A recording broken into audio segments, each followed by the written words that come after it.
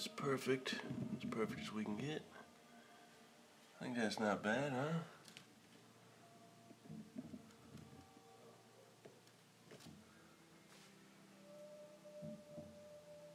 Alright. Knock the table over. This is Jason here. Hexes and Soldiers, H&S Games, etc., etc. How you guys been? This is live. So here's what we got. We're looking at this today. And I'm not going to be playing this exactly as it is intended to be played, because that's just not how my brain works. So what I will be doing is playing this by incorporating this, and even as of last night had tried to throw some up front in the mix for the battle board here, but that just became too much, so I chucked that and kept the base parts the way they're intended to be played. Now the movement board here is the same that comes with the game, but it's blown up significantly size-wise. The reason for that is I had intended to try and come up with, and I still may do that, a area movement game in and of itself, self-contained on this map. So that's why I did that. And then I have the battle board, which comes with the game as well. Of course, blown up. I want to take that back. This is from an image that I got offline. So the outline is similar to the battle board, which is this, but I kind of pimped it out a little bit and threw some woods on there and whatnot. Put the grid over the top, enlarged that. That's what I've been using now. You'll notice immediately, or not, I'll point it out, there's no tank there. Again, I don't have anything against armor, so as the title says, Patton's best variant does deal with infantry, so that's what we'll be looking at today.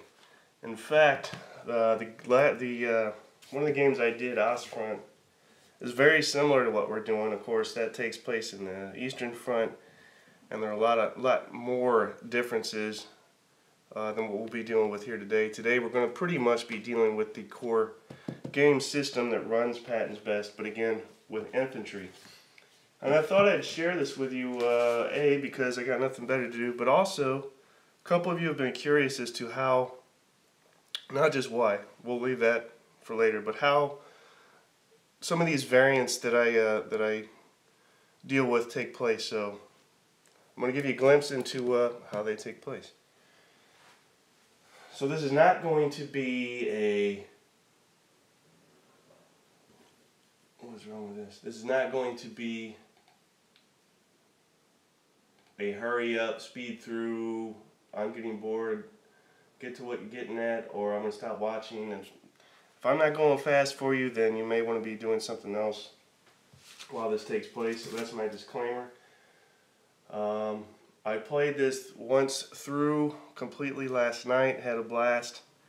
So it should run rather smoothly, but again, there's going to be some bumps along the road that will cause me to slow down and have to look rules up, etc. So as I follow through the sequence of play, we already have, let's see, we've gone through the morning briefing. I don't do time in the base game that deals with passages of time, increments of 15 minutes, 20 minutes. Don't mess with that. Okay, so prepare for battle, deployment, determine deployment, etc.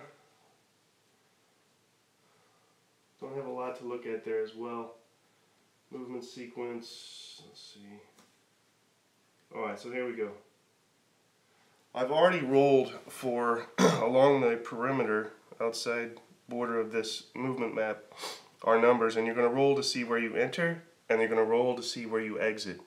So you will be entering, based on the roll I just did in preparation, 6, and we need to exit through area 10. So we have, depending on the route we decide to take along the way, which will be determined by die rolls of referring to expected enemy resistance, which can be light, medium, or heavy.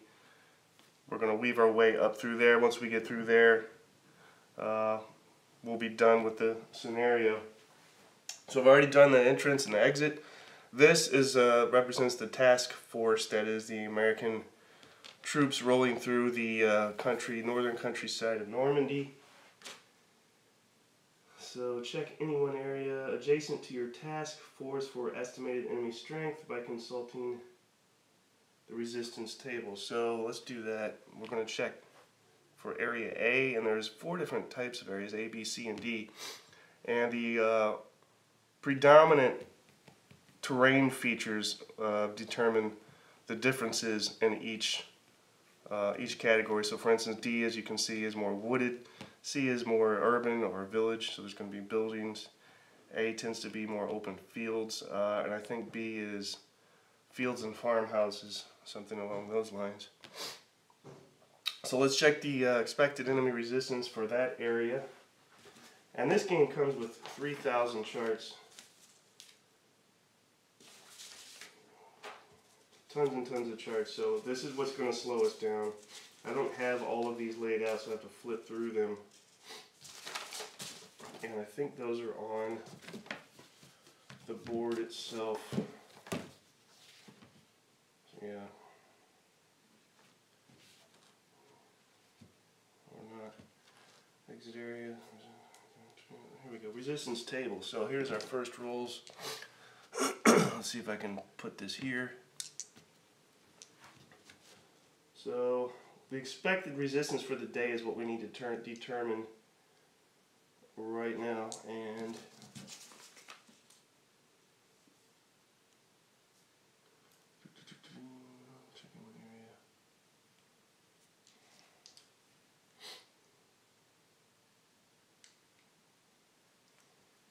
I'm going to do this my own way. So light is what's expected for the day, and now we're going to roll for this particular area, which is area A, and that receives a +1 modifier because of the area type. So when we cross-reference light, which is what the day is expected, with that die roll 2 +1 for area A gives us 3. Excuse me, that's going to be light resistance in there. And then we can roll for 1 additional adjacent area. I'm not sure why we would need to, because I'm not, well, we can roll here. We'll see what that is. Again, same thing, that's going to be light as well. So if that, for instance, were heavy and this was light, we would maybe try and, well, we can't avoid that, we have to move through there, but if that was heavy, we would try and avoid there possibly, because it could get pretty hairy. So, first area we move into is light. And we need to determine if any combat takes place. So we will roll for that, and on an 8 or greater rather, adding 1. So that's a 7, nothing happens there. Now we can do the same thing for this area. Now this could get kind of tedious. So that is a 4 + 1 on light is 5. That's still light. Light there. And we could roll for artillery support or air support before we move to each area, but considering it's light, I'm not sure that's needed. Roll for possible combat. There's a 4, 5, nothing happens. Jeez. So let's check for this area. Nothing's going to happen there either. That is a light as well. And if we move there, we check for possible combat. Nothing. Trucking right along here. Well, that was B, so even still, no modifier for B. Now, let's try and mix things up here. We're going to move into check for C. That too is expected enemy resistance of light.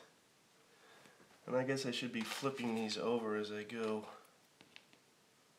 to determine US control. So now we're in area C. Maybe this will render something, or we're going to have to fudge the tables here. So, rolling our die, oh, this could be something. 8, area C plus 2, 10, definitely combat occurring here. So now, the way I have this set up, we'll direct your attention here. As the cat tries to consume vitamins.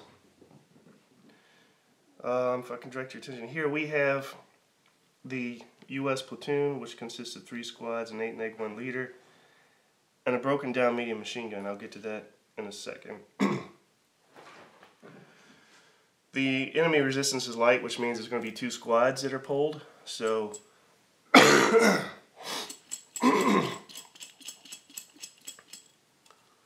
draw 1, which is a 4-3-6. And we draw a 4-6-8. That gives us 1 light machine gun. And we'll draw for the type of leader. That is, wow, 9 neg 2. So now that we've drawn our German forces here, we need to place them. So we will roll thusly. Let's do it like this. Deployment. Is it deployment?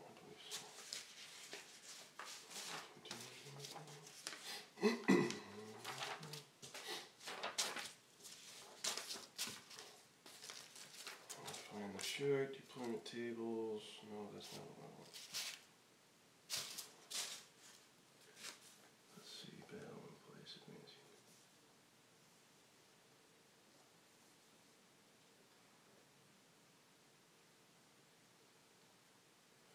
Battle board placement table. So we're looking for the, there we go, placement table. Yeah, that's it.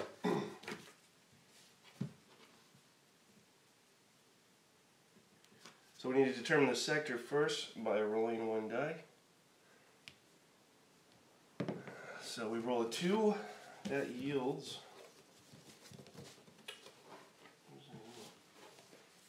2.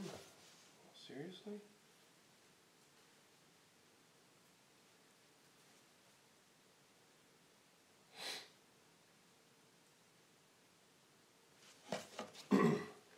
So I rolled a 2, but there's a 2 in parentheses here and a 2 here. So they're either going to be directly in front or directly behind as soon as I determine what the 2 in parentheses means. Let's see, placing the 12.3.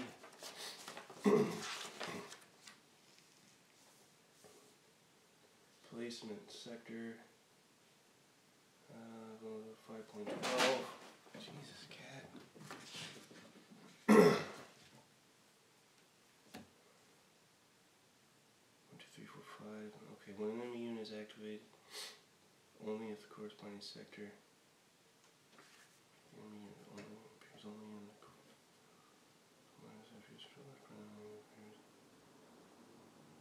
okay, so if a U.S. control marker is present, then the unit appears in the sector where the number is shown in parentheses. There is a U.S. control marker in this sector, so they're going to appear directly in front of us. But now, we need to determine the range, and when we roll for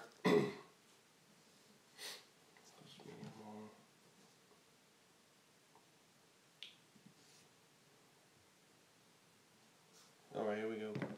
9, that means a medium. So that'll go right here. So now we've placed our German resistance, which consists of 2 squads, light machine gun, and a 9 neg 2 leader, just to recap. This has occurred just under halfway in through where we need to go in a C sector, which is more of an urban type area. Now we need to roll to see if they are in any type of cover currently. So let me find that chart. and then we'll get to some battles. So main gun, target. Alright, place that roll. Units.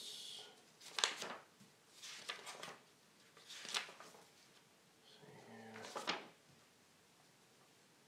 Placement range. Target terrain. Roll 1 down, part 3, the battle board placement to target terrain. Okay, so for area C, infantry target.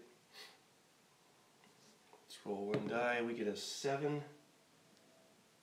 They are in fact in a building. So that's that. Now this game deals with spotting rather significantly, and I suppose I could do so as well, or I could not. All that's going to do is prolong things. Let's chuck spotting. How about that? Let's assume that they're both aware of each other's presence. So the way I played this last night, I didn't have range affect any firepower factors. I'm debating on whether or not to do that now. We'll decide that when we get to it. So go back to our sequence of play and determine how this pans out. Sequence of play. Let's see. Nope. Consult deactivating. I already did that. Not messing with any smoke. I think we chuck the spotting. We need to roll for possible ambush. So if no ambush goes, let's see. Only 1 d10. If we get a 1 or through 7, which we do, there is an ambush. So the Americans have been ambushed. If ambush occurs, consult enemy action table for each enemy unit in the board. Enemy action table. Where's that at? Oh, and I also needed to determine the type of scenario that we're playing that affects what the enemy does. So let's say this is an advance scenario, and when we go to the enemy action advanced scenario chart, we're going to roll for each squad. We're not going to roll for the leader. He's only going to act in concert with a particular squad.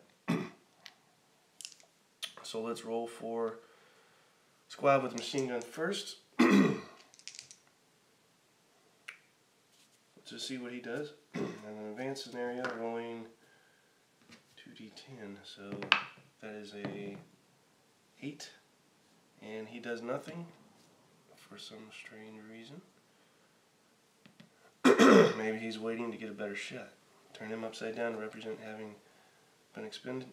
Next guy, what does he do? He does an advanced scenario 98.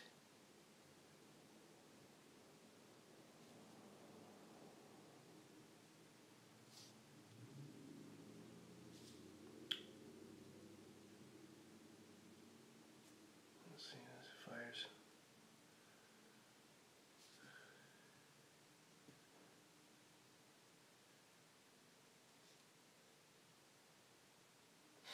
It says he fires, so if we want to really complicate this, we should technically roll for the intervening range to see if there's anything in between, which would affect his shot. Not necessarily his, excuse me, Jesus, his line of sight. So let's roll for that. Here we go, table terrain. And a C, that is a 4.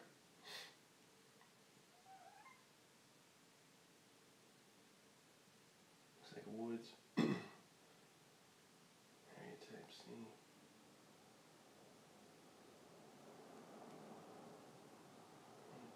No, that's also a building, so let's put that here.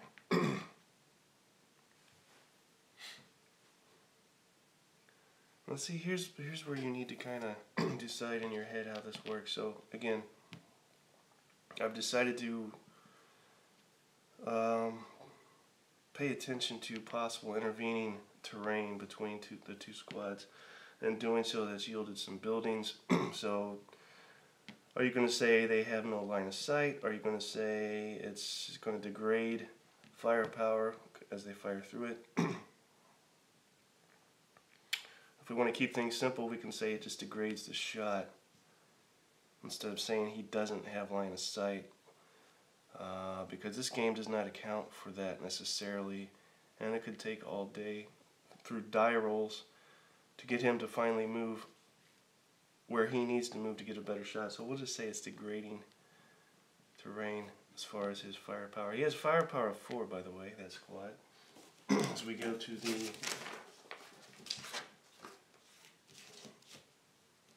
combat results table here, or the infantry fire table, if you will. Rolling 2 dice 6.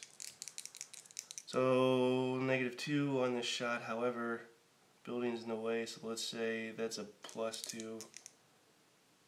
I haven't even rolled to see where. Jeez, where are we at?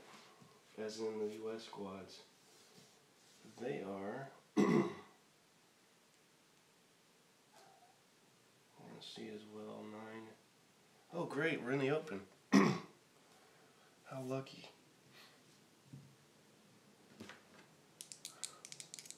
So firing through the degrading terrain, the buildings added to the -2 balances out, so that's just going to be a 4. They roll a 9, and that is nothing. They're effectively done. So their ambush yielded nothing. And if we were using spotting, we could say that those would now be spotted after that ambush, because this unit fired, so that whole sector / range area would be spotted. Alright, now it's the US turn, and because we have dismantled the new machine gun, throw in another house rule and say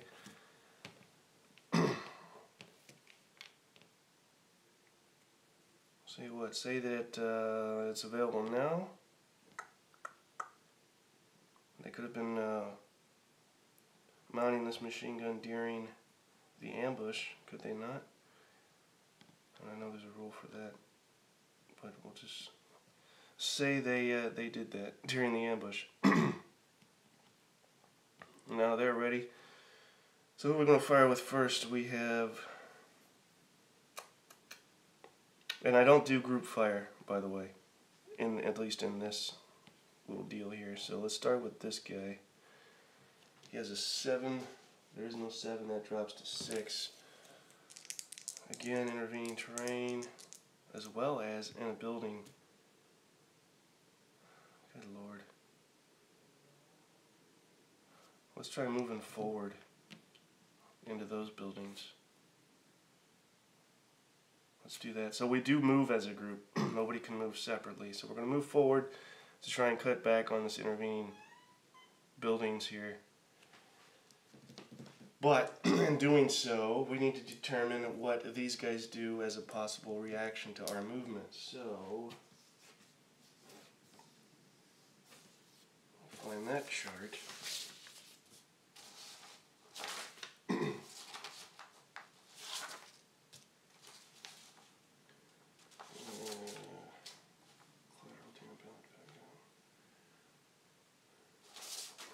Movement tables.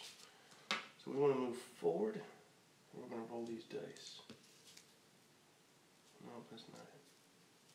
Effect on enemy. Let's see. The number of one die to effect on movement. Okay, here we go. So as we move forward, that causes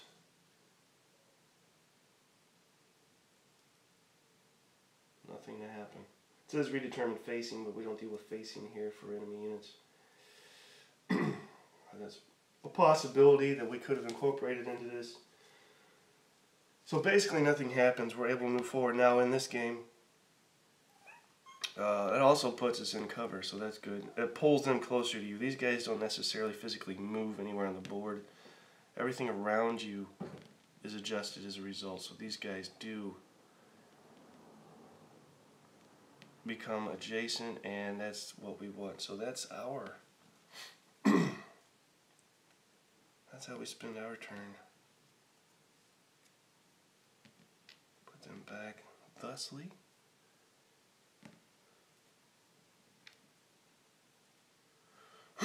So table, and the last time I did this, the last round I played this last night, I had medium enemy resistance, which consists of 3 squads. They were able to get reinforcements, which brought them up to 4 squads. I broke one of the squads. What else? I may have broken another, but long story short, it wasn't looking very good for us long run. Rolled in the random events table and got flanking fire. So we're not just, I mean, even though we've got blinders on and we're looking at this particular area, we do have allies, if you will, on the left and the right. And they just mowed through everything, left 1 squad, which we chased a little bit and got rid of that. So that ended up turning out fairly nicely. So we need to roll now on the random events table. It's 96. Okay. An advanced scenario. So that just happened again. We got flanking fire again. And what we do is roll for each squad.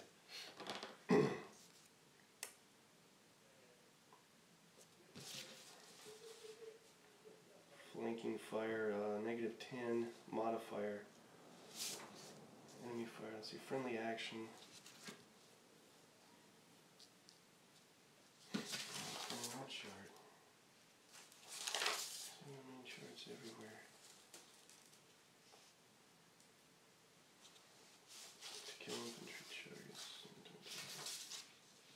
Other times for tables.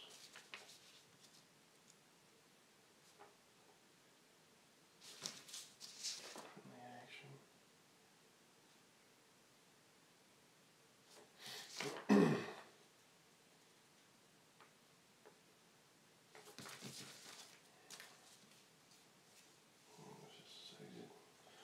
So I'm currently trying to find a table that allows friendly fire. Enemy action, fire battle.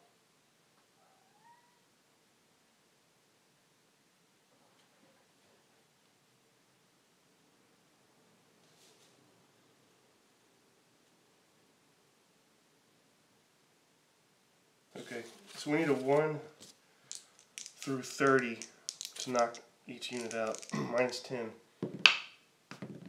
96. Nothing on the first one. Wow. Nothing on the second one. That was an 82. So we got nothing. Tore them up yesterday, so that flanking fire did nothing for us today. That's interesting. That's that. Now we go to round 2 of this battle. Roughly midway through, working our way up that way.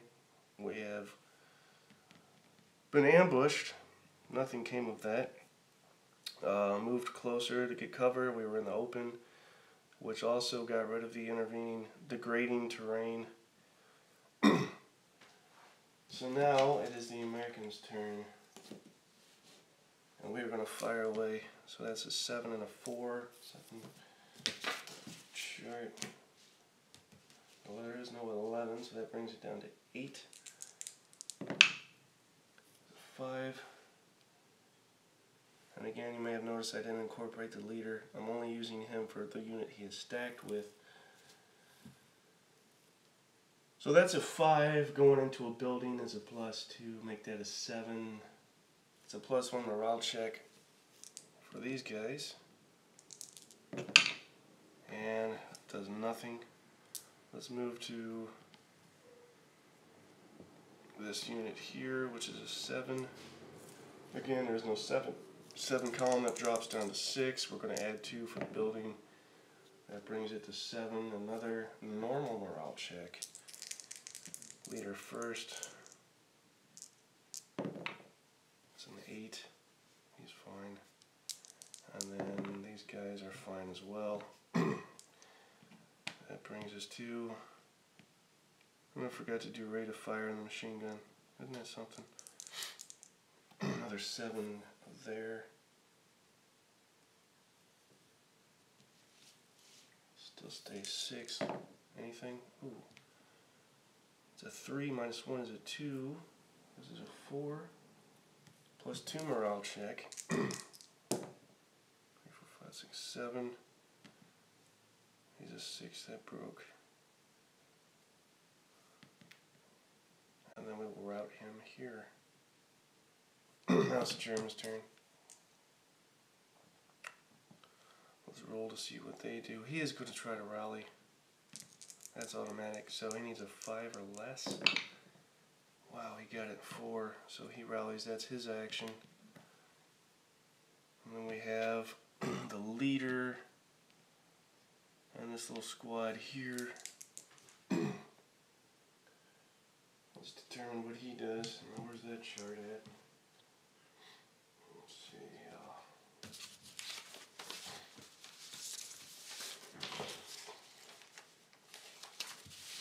What are you going to do, feller?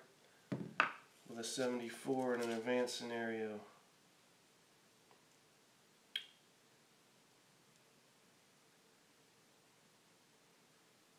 That's fine. You can fire all day if you want.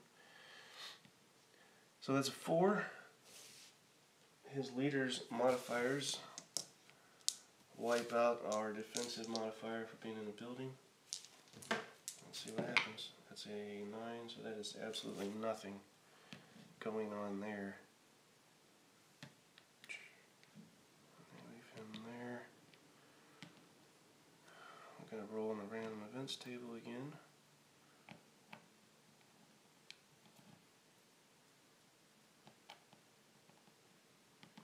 Let's see what happens there.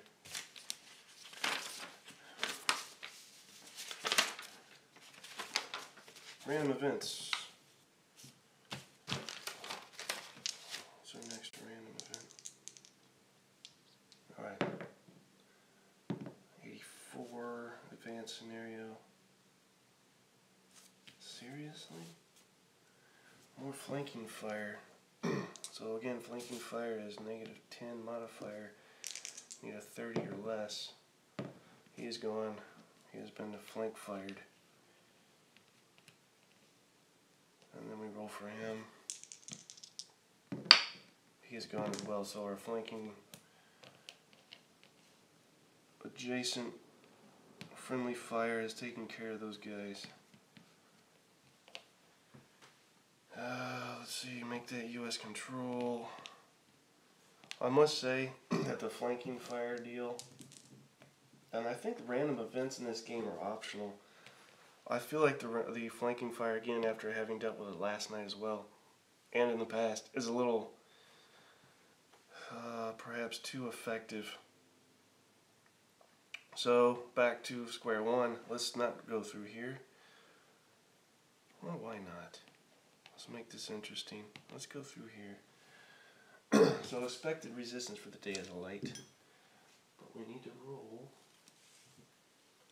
for a C area, which gets a +2 modifier. We rolled a 7.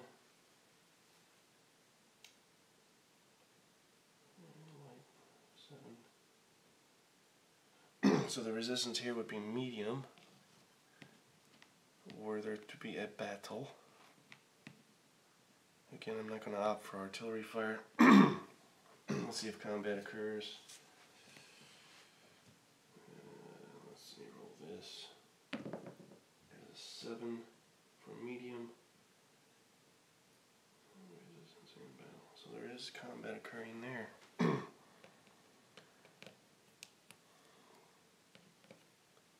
Put these guys back in here. We're going to draw 3 squads randomly from not the leader. Let's put him back. Oh, why did that just happen? Put my squads with my leaders. Alright, so from a potpourri of possible squad strengths, we will draw medium is 3, so we'll draw 3 squads again. This time we get 4, 6, 8, 5, 4, 8, and a 4, 3, 6. Let's see if we can get a different support weapon. We're going to roll randomly for light, medium, and heavy. 6-sided die. 1, 2, we got a heavy. I'll tell you what. Now we need to roll for our leader. And what do we get here? We get 7 negative 0. So there's our leader. Now we need to deploy these guys. First, let's determine where we're at. Again, that is a C area. Table terrain. Roll 7.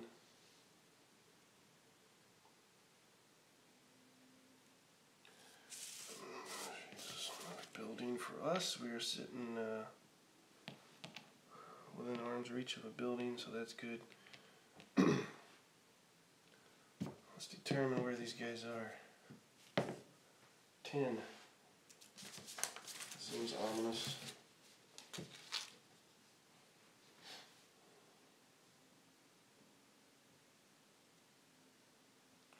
Interesting. So they're going to be over here somewhere. Their upper right flank. Rolling for range.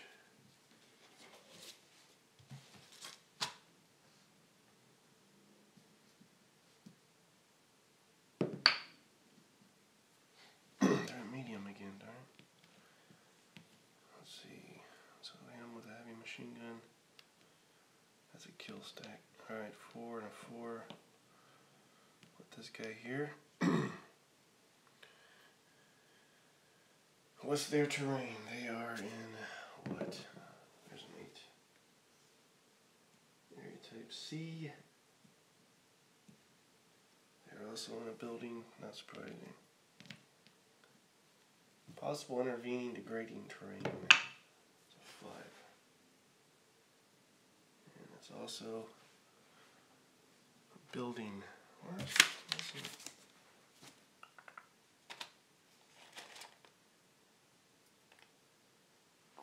So we have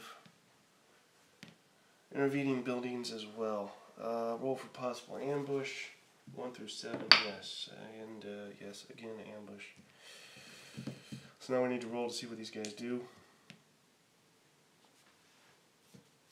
On our what do these guys do chart, we have. What if the light here is the light bad? Maybe that's better.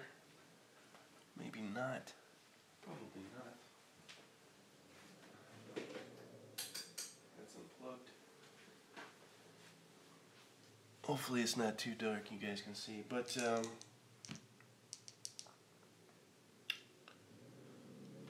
alright, so what are they going to do now? Any guesses? Enemy action battle, enemy action advance. Let's see. That's an 85. He's firing. So it says, but a 4 firing through intervening terrain. You know what? It's already a +2. Let's see what happens. 6, 7, 8, 9. Yeah, that's nothing anyway. Let's see what the next guy does. 90. He's firing as well. Same deal. 4 strength. 7. Pentast check, but we're in a building and there's intervening terrain, so nothing there either. That is not going to yield anything. And then finally the heavy machine gun 5, 7, 8, 9, 10, 11, 12. All the way up to 12. This could be bad. And that is a 9. I should have put him with a 9. Nothing there either. Alright. So once again, we're going to try and move and see what happens when we do so. Leave that there for now. Roll to see what they do.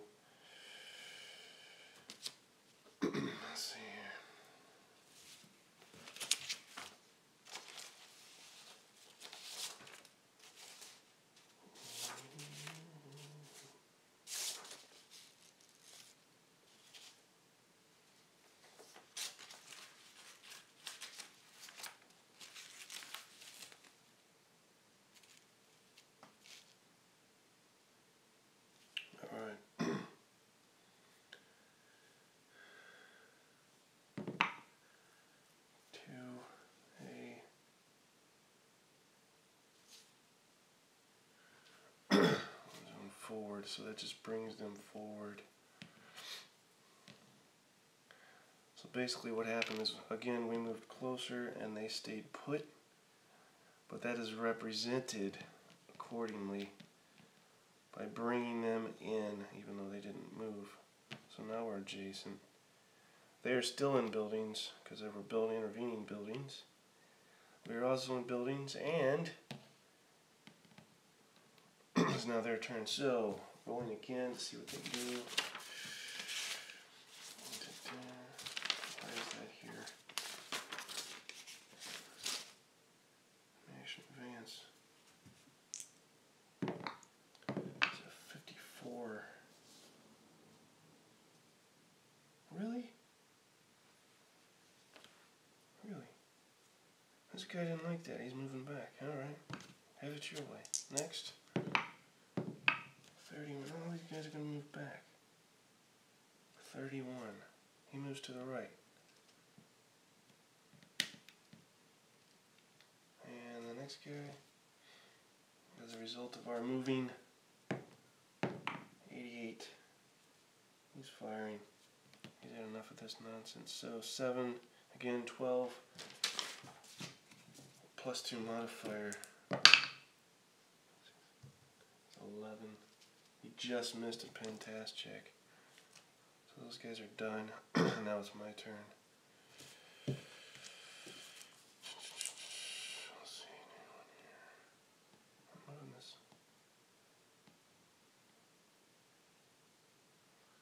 7, 8, 9, 10, 11. So we got 11 going in right in front of us. Drops it down to 8. Oh, wow. 3. Casualty reduction. That 436 is casualty reduced.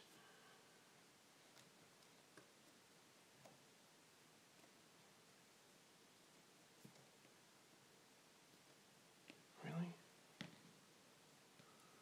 Do I not have? I had a 2, 3. So I gotta look for that. Yep, 236. Casualty reduced to a 236. So we wiped half that squad out, and we maintained our rate of fire on that machine gun. Take him down, place him with that, so we can fire again with the machine gun at 4. Oh, I didn't roll for his. Where are y'all hanging out? That would be 9. Here, type C. Oh, he's in the open. How about that? He's in the open anyway. That's a dumb move. What am I doing? Rolling for the machine gun. Lost rate of fire and got nothing that time, so we're done there. We have...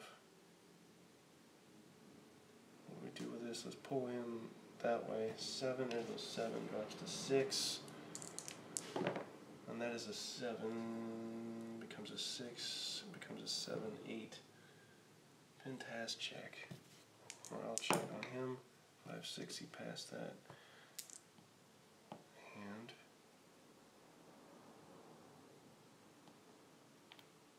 this guy, same deal.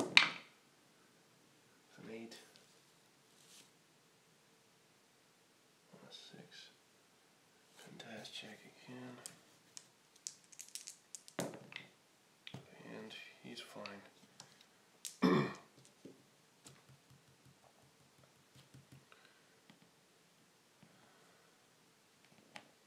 Now let's see what they do. Then we'll roll for random events. I don't think he's doing much. In the open.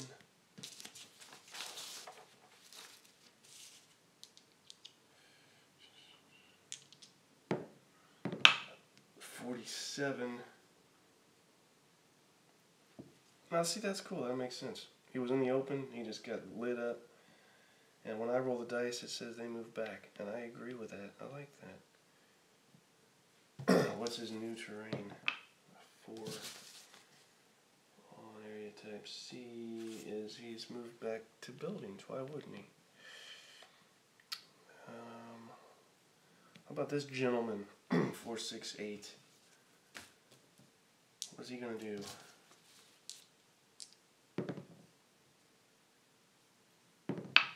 $39. I don't know why, but he moves to the right. And finally, these guys are always usually good for firing. 78 probably is again. Yep. I'm just gonna stay put and keep plugging away at us. 7. Into 12. Help me remember his rate of fire. Brings it to a 9. What's a 9 on here? Normal morale check. We're going to choose him. An 8? Really? 5, 6, 7, 8. He just broke. And he maintained a rate of fire, so he gets to fire again. Wow, a 7. That's a strong machine gun. 6. Becomes an 8. An 8 on a 6 is a pintask check, but we're in buildings, so that brings it up to 10 actually, so he's done. Broke one of our squads. Random events. That was interesting. Random events.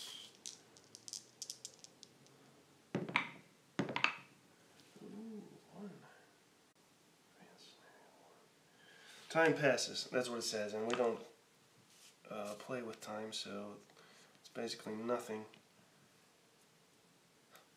So what happens at this point? At this point we have choices, obviously. We could maintain the current status of plugging away at each other. We could try and move out and just go around, pull back and go around. Could try that. I'm going to go one more round here and see what happens. Well,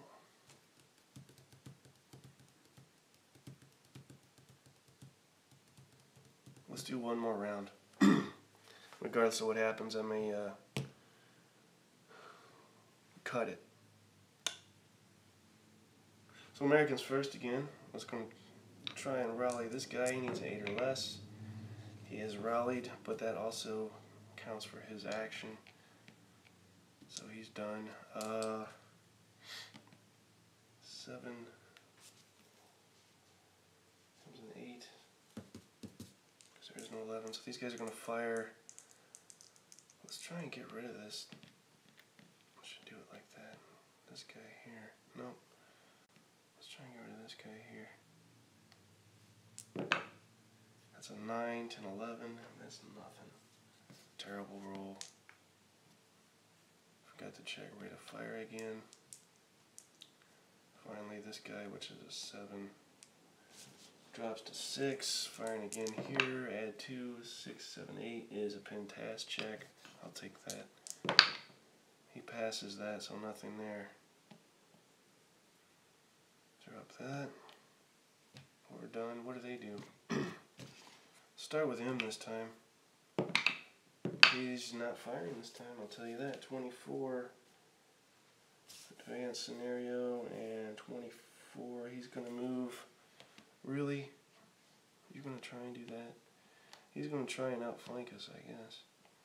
He's pulled down here. That's no longer U.S. control. What's his new terrain? That would be 4.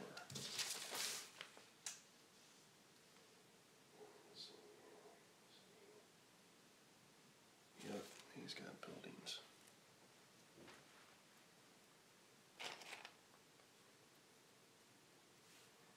More buildings. So how do we want to work this?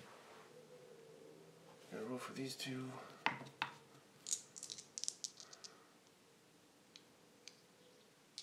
Got an 8. Enemy action, advanced scenario, 8. Okay, he does nothing. And again, that's believable, I get that. he's been significantly depleted, I might do nothing as well. And then this guy, 18, has now decided he wants to move forward. Do me a favor. Thank you, sir. Alright, random events, and then we'll see where we're at. 11.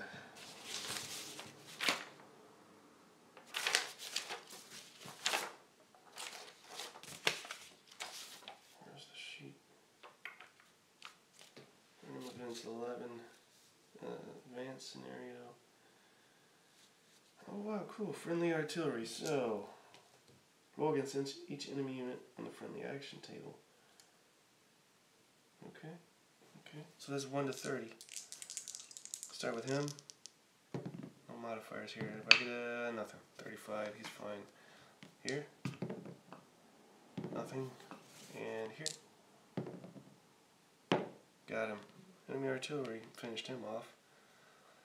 So that's cool. Leave that there. So we have managed to wipe out a squad. And we are currently 1, 2, 3, 4 areas away from our objective. Maybe I'll cut it here. So that's, I don't know if any of that made any sense to anybody. I didn't show you charts that I'm looking at. Again, tons of charts. I've printed these out. So I didn't have to, the charts that the game comes with has front and back. And at one time I had all of these laid where you could just look at them and not have to sift through them. But as you can see, a significant number of charts. Not to mention the charts in the rule book and the charts included on this as well. So charts, but you need that to run the game. That is the game's engine. And that's how I play Patton's best via infantry. And I should have added it was overcast weather-wise, which would have really only affected spotting if we had been using that, which we chucked. And again, there's a number of things, depending on how complicated you want to make this, that you can tweak. So if you add spotting, you are adding more detail, more complication. I guess it just depends to your particular preference.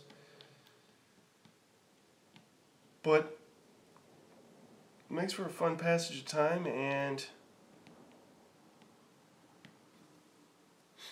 I may yet, I mentioned filling with turning this into an area movement game, self-contained in and of itself. I may yet do that and see how that turns out. If I do mess with that, I'll share that with you as well. So I think that's going to be it for today. We've made it about halfway through, a couple of battles. Yeah, so thanks for watching, and you know what to do. If you guys have any comments or questions, just post them below this video, and let me know what you think, ideas, etc., and we'll go from there. Alright, talk to you next time.